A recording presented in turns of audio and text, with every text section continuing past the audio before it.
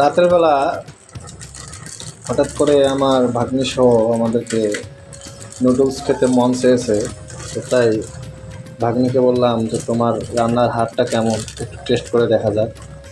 তো জ্যাকসন আমার জন্য এই যে মিস্টার নুডলস 2 প্যাকেট রান্না করবে। তো দেখি সে কী করতেছে। সে কড়াইয়ের মধ্যে পানি দিছে, কড়াইটার মধ্যে এত তেল তেল ভাব কেন আম্মু? ও আগে থেকেই তেল ছিল। আচ্ছা, ওটা কি সেদ্ধ করে নিবা? আচ্ছা, করে নাও। তারপরে পেঁয়াজ কাঁচামরিচ কাটছো? পেঁয়াজ তো আরও দিতে হইতো, পেঁয়াজ আরও দেওয়া লাগবে, তো আরও একটা পেঁয়াজ কাটো। তো আমরা এখানে কয়েকটা মটরশুঁটি দিয়ে নিলাম, কারণ জ্যাকসন নাকি মটরশুঁটি দিয়ে নুডলস রান্না করবে। দাও, গোটাটা ছেড়ে দাও।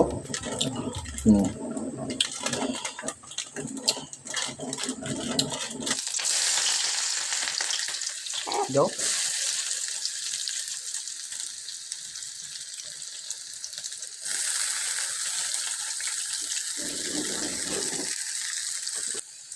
তারপরে এই যে জ্যাকসন ডিম দিয়ে দিল। জ্যাকসন তো খুব সুন্দর করে ডিমটা ভাঙতে পারে। এখন তারপরে এই যে পেঁয়াজের সাথে ব্যাপারটা একটা মিশ্রণ চলছে আর কি। কমে দিচ্ছি। তারপরে এই যে আমাদের কাঙ্ক্ষিত নুডলস মটরশুঁটি সহ দেওয়া হলো।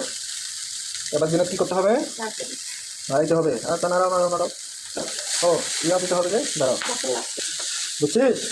বড় ভাগ্নি হলে কামচোরটা বড় ভাগ্নি জাকা হলে জীবনেও এই রাতের বেলা লুডুস রান্না করে খাওয়াইতো না।